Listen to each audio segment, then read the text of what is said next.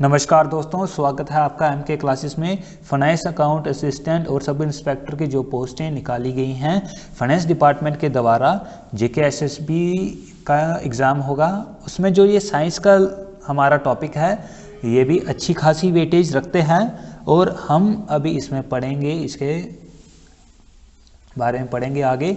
तो चलिए दोस्तों शुरू करते हैं आज का हमारा टॉपिक।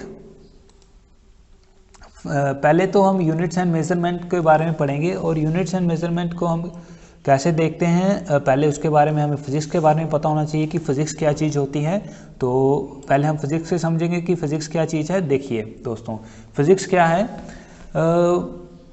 फ़िज़िक्स को अगर हम देखें तो वो हम बोल सकते हैं कि जो नेचर और जो उसके लॉ, नेचर के में क्या क्या आता है दोस्तों। नेचर में बहुत ज़्यादा चीज़ें आ सकती हैं। हमारी विंड आ जाती है। विंड क्या है? हवा है ना, हम सबको मालूम है। लेकिन जो ये विंड होती है ये चलती है ना, इसके बीच में भी कोई फिज़िक्स यूज़ होती है ना। अगर हम गाड़ी देखें, कार देखें या बाइक देखें तो वहाँ भी फिज़िक्स का बहुत ज़्यादा इस्तेमाल किया जाता है ना। ये सब ब्रॉड टॉपिक्स हैं, कार बाइक। लेकिन मैं आपको बताने का मतलब ये है कि जो ये कार चल रही है या जो भी हम चीज़ें हमारे आगे पीछे हो रही हैं वो उसको समझना है ना, फिज़िक्स के अंडर आता है और वही हम अभी पढ़ेंगे। फिज़िक्स के अंदर बहुत ज़्यादा ब्रॉड टॉपिक्स हैं, जैसे कि light, sound, pressure, heat, electricity. ये सब टॉपिक्स बहुत बड़े बड़े हैं, लेकिन अगर हम ऐसे नॉर्मली देखें तो ये हमारे आगे पीछे नेचर की चीज़ें हैं और बहुत ही आम चीज़ें हैं। लेकिन ये फिज़िक्स के हिसाब से बहुत बड़े वेटेज रखते हैं। आपको एग्ज़ाम में भी इन्हीं टॉपिक के ऊपर पूछा जा सकता है। और फिज़िक्स में अभी जैसे कि मैंने आपको बताया कि नेचर और उसके लॉ को समझते हैं। जब नेचर और आप उसके लॉ को समझते हैं तो एक बात और आती है कि जब आप उसको समझते हैं तो आपके उसको नापना पड़ता है किसी न किसी तरीके से। तो वो क्वांटिटीज़ को जो हम नापते हैं वो फिज़िकल क्वांटिटीज़ भी हो सकती हैं और नॉन फिज़िकल क्वांटिटीज़ भी हो सकती हैं। अब फिज़िकल क्वांटिटी क्या होती है? देखिए दोस्तों, जो क्वांटिटी जो हम मेज़र करते हैं, मेज़र कर सकते हैं, उनको फिज़िकल क्वांटिटी बोलते हैं। और फिज़िकली मतलब जो हमारे आगे पीछे होती हैं, जैसे कि मास, जैसे कि अगर आप कहीं पे जाते हो केजी में नापते हो या ग्राम में नापते हो, तो ये सब क्या है? हमारी फिज़िकल क्वांटिटीज़ हैं, है ना। जहाँ हम लेंथ को नापते हैं, कहीं पे जा रहे हैं हम तो उसको मीटर या किलोमीटर में नापेंगे, है ना। तो और टाइम को नापेंगे आवर में या सेकंड्स में, है ना। टेम्परेचर को केल्विन में नापेंगे या डिग्री सेल्सियस में। तो ये सब नापना, जो चीज़ें हम ये नापते हैं, जो क्वांटिटीज़ ये हम नापते हैं, ये सब फिज़िकल क्वांटिटीज़ हैं, है ना। और ये फिज़िक्स को समझने में बहुत हमारी हेल्पफुल होती हैं। चलिए दोस्तों आगे देखते हैं। अगली है non physical quantities. Non physical quantities कौन सी होती हैं? नॉन फिज़िकल क्वांटिटीज़ वो क्वांटिटीज़ होती हैं जो कि कैनॉट बी मेजर्ड, है ना। The quantity that cannot be measure, जो क्वांटिटी हम मेज़र नहीं कर सकते उनको नॉन फिज़िकल क्वांटिटी बोलते हैं। जैसे कि समंदर को हम नहीं नाप सकते, यूनिवर्स को हम नहीं नाप सकते, ये सब हमारी नॉन फिज़िकल क्वांटिटीज़ में आते हैं, है ना। क्या हम नाप सकते हैं? नहीं नाप सकते, तो ये नॉन फिज़िकल क्वांटिटीज़ हैं। दोस्तों अभी हम डीपली पढ़ेंगे एक एक टॉपिक को, इसलिए आपको थोड़ा अभी बड़े लंबे लेक्चर्स मिलेंगे और ज़्यादा लेक्चर्स मिलेंगे, तो आपको सारे देखने हैं। अगर जेके एसएसबी का क्लास 4 का अगर आपने एग्ज़ाम दिया है तो आपको पता होगा कि जेके एसएसबी ने अपना पैटर्न चेंज कर दिया है और हमारे जो सारे लेक्चर्स हैं अभी नए पैटर्न के ऊपर ही होंगे, ठीक है। अभी यूनिट्स देखिए, जब हम फिज़िकल क्वांटिटीज़ और नॉन फिज़िकल क्वांटिटीज़ की बात कर रहे थे, वहाँ पे मास था, है ना। मास था और क्या था? टाइम था, है ना। टेम्परेचर था। अभी जो ये सारी हमारी चीज़ें हैं, टाइम, मास, टाइम, टेम्परेचर, ये सब हम नापते हैं किस, या तो मास को हम केजी में नापते हैं, है ना। टाइम को हम आवर में नापते हैं, है ना, या सेकंड्स में नापते हैं। और जो टेम्परेचर है इसको हम किस में नापते हैं? केल्विन या डिग्री सेल्सियस में नापते हैं। तो ये हमारे जो KG, hour, seconds, kelvin, degree celsius, ये क्या है हमारे यूनिट्स हैं। और ये यूनिट्स क्या होते हैं, physics describe the law of nature. मैंने बताया आपको जो फिजिक्स है वो क्या बताती है, हमें नेचर के लॉ बताती है। और this description is quantitative and involves measurement. और जो इनकी डिस्क्रिप्शन होती है वो क्वांटिटेटिव होती है, मतलब कि उनको नापा जा सकता है और उनकी मेजरमेंट की जा सकती है और उनका कंपैरिजन भी किया जा सकता है। जैसे कि दो चीज़ें हैं उनको कंपेयर कर किया जा सकता है। अगर मान लो कोई आदमी है, एक का वेट ज़्यादा है ना, वेट ज़्यादा है, तो क्या कर सकते हैं हम, उसको नाप सकते हैं, है ना, किससे, केजी से, मास से, केजी के द्वारा वो नापा जाएगा और उनको कंपेयर किया जाएगा। तो ये सब हमारे अगर यूनिट्स नहीं होंगे तो हम नहीं पता कर सकते। और यूनिट्स भी स्टैंडर्ड यूनिट्स होने चाहिए। क्यों, मान लीजिए अगर आपने केजी की जगह अगर किसी आदमी ने पत्थरों से नापता है, अगर वो है ना स्टोन से नापता है, तो अगर वो स्टोन से नापेगा तो क्या होगा दोस्तों, अगर आप कहीं और जगह पे जाओगे, मान लो अगर आप जम्मू में गए थे, वहाँ पे आदमी स्टोन से नाप रहा था, और अभी आप कश्मीर में चले गए, है ना, कश्मीर में चले गए, वहाँ पे आदमी अगर लकड़ी से नाप रहा है ना, वुड से नाप रहा है, तो अलग अलग हो जाएगा और ये स्टैंडर्ड क्वांटिटी हमें नहीं मिलेगी, क्योंकि हमें नहीं मालूम वो वुड का वेट कितना है और स्टोन का वेट कितना है। तो इसलिए हमें स्टैंडर्ड यूनिट यूज़ करने पड़ते हैं, केजी, है ना। और यहाँ पाउंड का भी इस्तेमाल होता है, हमारे इंडिया में तो कम होता है लेकिन बाहर के देशों में होता है, ठीक है। तो आगे चलते हैं दोस्तों और इसके बारे में समझते हैं। Standard of measurement of an amount is called unit. वही जो मैंने आपको समझाया, क्या यूनिट क्या चीज़ होती है, कि स्टैंडर्ड, हम किसी को अगर मेज़र करते हैं उसका एक स्टैंडर्ड रखा हुआ है, क्या हम उसका एक स्टैंडर्ड रखते हैं कि हम सब एक ही स्टैंडर्ड से नापेंगे। 1 किलो हर जगह 1 किलो ही रहेगा, है ना, 1 kg हर जगह 1 kg ही रहेगा। तो इसलिए ये हमारा स्टैंडर्ड यूनिट हो गया, है ना, जो कि हर जगह हमें सेम मिले। और यूनिट्स को डिसाइड कौन करता है, a body named conference general this points it measure, है ना, ये फ्रेंच नाम है, लेकिन अगर आप इसको CGPM से देखो, इसको journal conference on weight and measure in English, है ना, मतलब कि इसको इंग्लिश में general conference on weight and measure नापता है, ठीक है। और ये क्या है, अथॉरिटी है, इसको अथॉरिटी है to decide units by international agreement, है ना, तो ये यूनिट्स को डिसाइड करता है।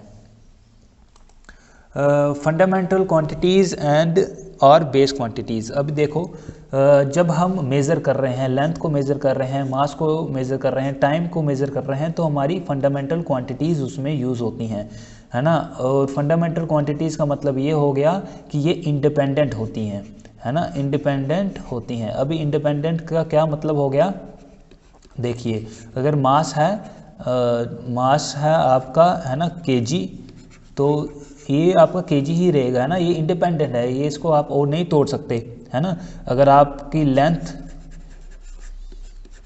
अगर 1 मीटर है तो आप इसको भी नहीं तोड़ सकते, है ना। लेकिन कभी आप क्या करते हो, अगर आप कहीं फार्मूला यूज़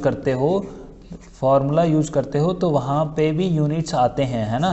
क्वांटिटीज़ जो होती हैं, जो उनके यूनिट्स होते हैं, वहाँ भी वो यूनिट्स आते हैं। जैसे कि एरिया हो गया, है ना, एरिया मान लो 1 स्क्वायर का एरिया हो गया, है ना। अगर ये 1 मीटर है और ये भी 1 मीटर है तो ये 1 मीटर स्क्वायर आ जाता है ना। तो ये जो मीटर स्क्वायर है ये हमारा क्या हो गया, ये हमारी ड्राइव्ड क्वांटिटी हो जाती है, ठीक है। कौन सी क्वांटिटी, ड्राइव्ड क्वांटिटी। और यही ड्राइव्ड क्वांटिटी कहाँ से आती है, फंडामेंटल क्वांटिटीज से आती है। और इसकी डेफिनेशन क्या है, the physical quantity which are expressed in term of more than 1 fundamental quantities, है ना, उसको ड्राइव्ड क्वांटिटीज बोलते हैं। एरिया, वॉल्यूम, वेलोसिटी, एक्सेलरेशन, ये सब ड्राइव्ड क्वांटिटीज में आती हैं। आई होप आपको अच्छे से समझ में आ रहा होगा। और समझते हैं अभी देखो फंडामेंटल जो क्वांटिटीज़ हैं वो कौन कौन सी हैं और बेस क्वांटिटीज़ कौन कौन सी है। अगर हम देखें तो हमारे पास एक है लेंथ, है ना। लेंथ की जो उसका यूनिट का नाम है उसको मीटर बोलते हैं, उसको सिंबल m है और इसकी डायमेंशन l है, ठीक है। और जो ये हमारे पास मास है वो किस में नापा जाता है, उसका यूनिट का क्या नाम है, किलोग्राम है और उसका सिंबल kg है, डायमेंशन m होती है। टाइम हमारे पास इसका यूनिट होता है सेकेंड, सिंबल होता है s, डायमेंशन होती है t। इलेक्ट्रिक करंट को नापा जाता है किस यूनिट से, एम्पेयर से और सिंबल है a, डायमेंशन होती है a और I, ठीक है। और थर्मोडायनेमिक टेम्परेचर को केल्विन K और K से इसकी डायमेंशन आ गई, ठीक है। तो ये इसकी हमारी बेस क्वांटिटीज़ के डायमेंशंस हैं जो कि अभी हमने देखे। अभी ये भी दो और बेस क्वांटिटीज़ होती हैं, अमाउंट ऑफ सब्सटेंस। अगर आपने केमिस्ट्री रखी होगी आपने पता होगा अमाउंट ऑफ सब्सटेंस किसे नापा जाता है, मोल से। और इसको मोल इसका जो डिनोट करते हैं MOL से करते हैं और इसका जो हमारे वो आता है डायमेंशन आती है उसको मोल लिखते हैं ऐसे। और ये कैंडला किसका है, ल्यूमिनस इंटेंसिटी का, ठीक है। चलिए अगला देखते हैं और क्या है। और देखिए अभी हमने क्या पढ़ा, अभी हमने फंडामेंटल यूनिट्स पढ़े और फंडामेंटल यूनिट्स जो बेसिक यूनिट्स होते हैं उसके बारे में पढ़ा। लेकिन इन 7 फंडामेंटल यूनिट्स के अलावा भी 2 और सप्लीमेंट्री यूनिट्स हैं। उन सप्लीमेंट्री यूनिट्स जैसे कि प्लेन एंगल, है ना, जिसको रेडियन से नापा जाता है और इसके डायमेंशन रेड होते हैं RAD। और स्टेरेडियन जो सॉलिड एंगल होता है उसको आपको बस पता होना चाहिए इसके स्टेरेडियन के बारे में और ये कहाँ यूज़ होता है। ये डायमेंशंस SR सॉलिड एंगल के लिए और रेडियन प्लेन एंगल के लिए। और देखते हैं थोड़ा बहुत हमारे, देखिए अभी हमने angle inscribed by the surface at a point is called solid angle, ठीक है। अभी जो प्लेन के ऊपर जो हमारे पास एंगल आता है ना, तो उसको हम क्या बोलते हैं, सॉलिड एंगल बोलते हैं। उसको रेडियन से नापते हैं आपको, है ना। और जो हमारे पास 3D में आते हैं, है ना, 3D में आते हैं एंगल्स, उनको स्टेरेडियन से नापते हैं, जो कि मैंने पीछे अभी आपको उसके यूनिट्स भी दिखा दिए। तो अभी हम आगे देखते हैं। आगे ये है कि अभी SI प्रीफिक्सेस यूज़ होते हैं। SI प्रीफिक्सेस कहाँ यूज़ होते हैं, देखिए CGPM ने रिकमेंड किया है कि प्रीफिक्सेस का यूज़ करना है ऑफ सर्टन पावर ऑफ 10। अब सर्टन पावर ऑफ 10 कहाँ पे यूज़ होते हैं, ये थोड़ा कट गया है, मैं आपको ऐसे रिटर्न में समझा देता हूँ।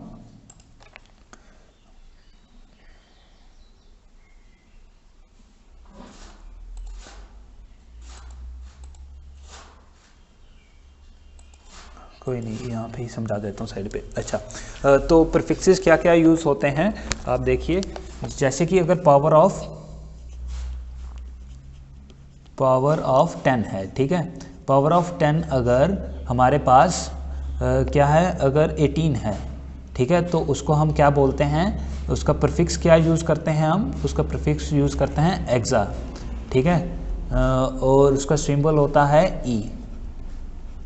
ये प्रीफिक्सेस आपको किलो डेसीसेंटी तक पूछे जाते हैं, लेकिन मैं आपको पूरी डिटेल में पढ़ाऊंगा क्योंकि हम कोई भी चांस इस बार नहीं लेना चाहते। 15 का होता है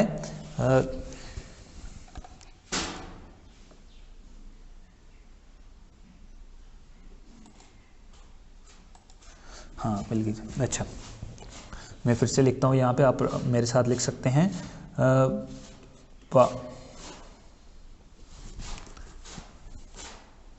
पावर ऑफ 10 का अभी हम देख रहे थे,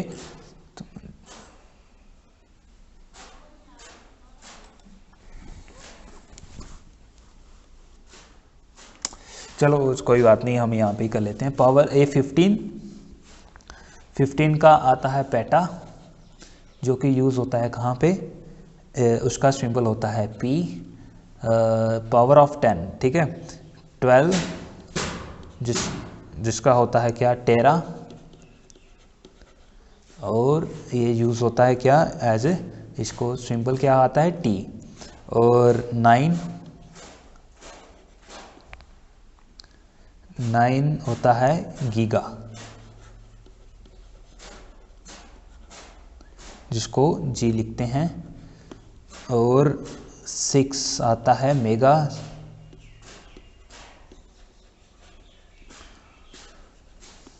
जिसको हम एम लिखते हैं,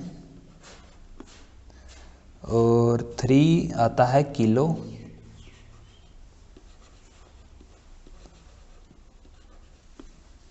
जिसको हम के लिखते हैं, और 2 आता है हेक्टो,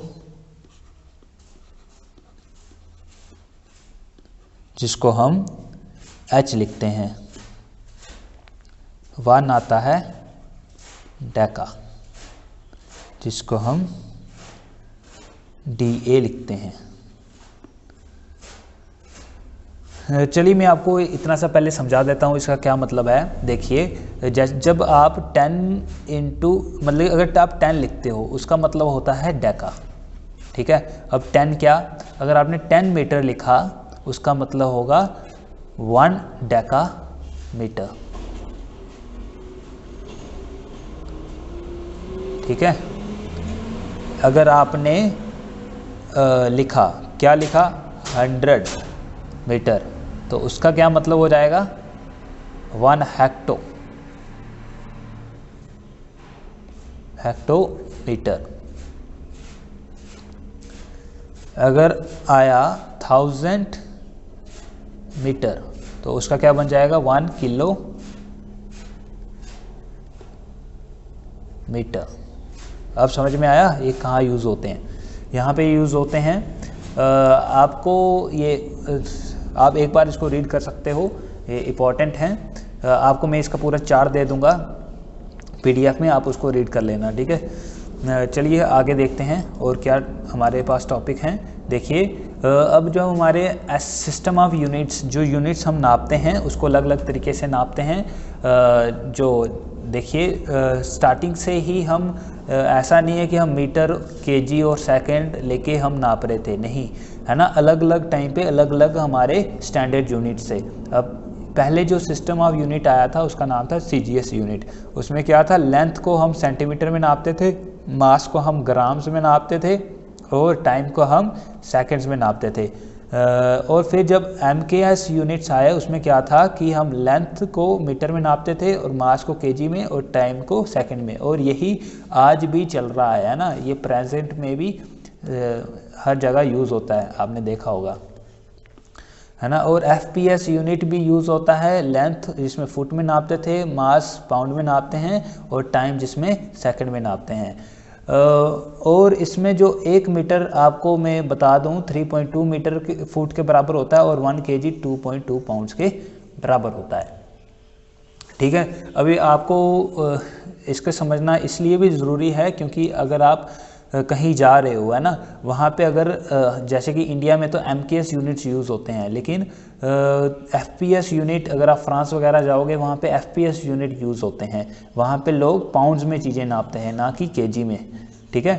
तो आपको ये कन्वर्ट करना आना चाहिए। मान लीजिए आपको किसी ने बोला कि 1 किलो दाल लाओ, है ना, 1 किलो दाल को आपको पाउंड में कन्वर्ट करने के लिए क्वेश्चन दे दिया, तो आप उसको क्या करोगे, ये आ गया अपनी 2.2 पाउंड, ठीक है, पाउंड की दाल आ गई,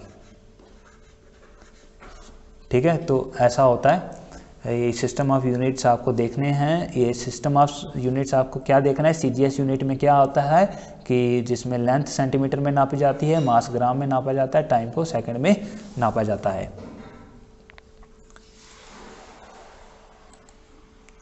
डायमेंशंस और उनके सिंबल्स, देखिए डायमेंशन और उनके सिंबल्स भी बहुत इम्पॉर्टेंट होते हैं। क्यों इम्पॉर्टेंट होते हैं, जैसे कि अगर आप कोई फार्मूला आपको दे दिया जाए, मान लीजिए आपको कोई फार्मूला दे दिया, force is equal to mass into acceleration, तो आपको वो बोल सकता है क्वेश्चन में कि आप इसका क्या बताओ, ये जो एक क्वांटिटी आपको दी गई है इसको आप क्या करो, इसको आप यूनिट्स बताओ, है ना। ये क्वेश्चंस आते हैं एग्जाम में कि यूनिट्स बताओ इसके। तो यूनिट्स आप कैसे बता सकते हो इसके, जैसे कि फोर्स मास होता है किसमें, केजी में, और एक्सेलरेशन होता है किसमें, हमारा एक्सेलरेशन का फॉर्मूला भी लिखा हुआ है, वेलोसिटी सॉरी ये मास, एक्सेलरेशन होता है velocity upon time, velocity upon time होता है, इस तरह ये मास नहीं होता, ठीक है, वेलोसिटी अपॉन टाइम होता है। और वेलोसिटी का क्या फार्मूला होता है, डिस्टेंस अपॉन टाइम, मतलब डी अपॉन टी स्क्वायर, ठीक है। तो आपका क्या आ गया, के जी इंटू डी इंटू टी की पावर -2, और इसको क्या लिखते हैं, न्यूटन लिखते हैं, ठीक है। फोर्स का अगर आपने पढ़ा होगा 11th में, तो फोर्स का फॉर्मूला क्या हो, जो ये हमारे यूनिट्स आते हैं, ये के जी इंटू डिस्टेंस का बन जाएगा मीटर टी की पावर -2 आएगा, लेकिन इसको हम सिर्फ एन लिख के ही ख़त्म कर देते हैं, ठीक है। तो ये था आज का लेक्चर, आई होप आपको अच्छा लगा होगा। शानदार वीडियो में तो बने रहिए।